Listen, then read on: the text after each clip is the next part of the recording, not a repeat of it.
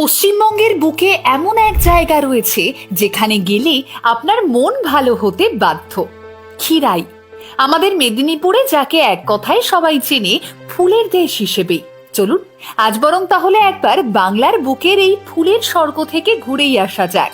তাহলে শুরু থেকে শুরু করি। তাই জানতে থাকো, জানাতে থাকো। লাল মাটির পথ, মৌমাছির গুঞ্জন আর বাহারি ফুলের চাষ। ওদিকে পাশ দিয়ে বয়ে চলেছে কাঁসাই নদী। মাঝে মধ্যেই ব্রিজের ওপর দিয়ে ঝড়ের গতিতে হুইসেল বাজিয়ে ছুটে চলেছে ট্রেন। দৃশ্যটা একবার ভাবুন, কি অসাধারণ তাই না? সব মিলিয়ে ক্ষীরাই এখন বাংলার অন্যতম পর্যটন কেন্দ্র।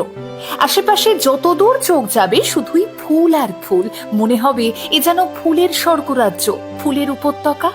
অথচ বছর খানেক আগে অব্দিও গুটি কয়েক মানুষই জানতেন এই জায়গার অস্তিত্ব। কিন্তু ক্ষীরাইয়ের সৌন্দর্য গোপন থাকেনি বেশি দিন। বর্তমানে পর্যটকদের অন্যতম ডেস্টিনেশন এই ফুলের স্বর্গ ক্ষীরাই। ফুল উৎপাদনে পূর্ব মেদিনীপুর জেলার খ্যাতি নতুন কিছু নয়। রাজ্যের পাশাপাশি ভিন্ন রাজ্যেও কোলাঘাট, পাঁশকুড়া এবং তমলুক থেকে পাড়ি দেয় ফুল। এই অঞ্চলের অধিকাংশ মানুষের জীবিকাই হচ্ছে এই ফুল চাষ।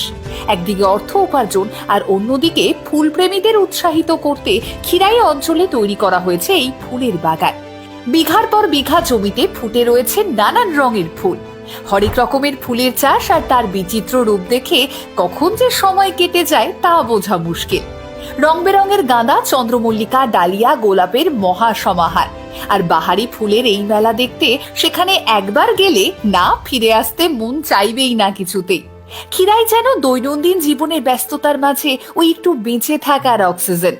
এমনকি এখানে পর্যটকদের স্বাগত জানানো হয় ফুলের তৈরি টায়রা, বেল্ট ও মালা দিয়ে। চোখ ঘোরালেই দেখতে পাবেন মাইলের পর মাইল চাষ হয়েছে ক্যালেন্ডুলা, চন্দ্রমল্লিকা, আরো কত কি। নিজের ছন্দেই বয়ে চলেছে কাঁসাই নদী। মাঝে মধ্যেই সেই ব্রিজের ওপর দিয়ে ছুটে চলা ট্রেনের আওয়াজও কানে আসবে। কি ভাবছেন, ফুলের এই রাজ্যে পৌঁছবেন কি করে? খুবই সহজ। পূর্ব মেদিনীপুরের ক্ষীরাই পৌঁছানো খুব একটা কঠিন নয় আদতে। হাওড়া থেকে খড়গপুর কিংবা মেদিনীপুর লোকালে চেপে যান, পৌঁছে যান ক্ষীরাই। পাঁশকুড়ার পরের স্টেশনই এই ক্ষীরাই। স্টেশনে নেমে রেল লাইন ধরে পাঁশকুড়ার দিকে প্রায় 2 কিলোমিটার হাঁটলেই আপনার চোখে পড়বে কংসাবতী নদী। নদীর দুধারে চাষ হচ্ছে ফুল, আর কাঁসাই ব্রিজ পার করলেই পৌঁছে যাবেন ফুলের স্বর্গরাজ্যে।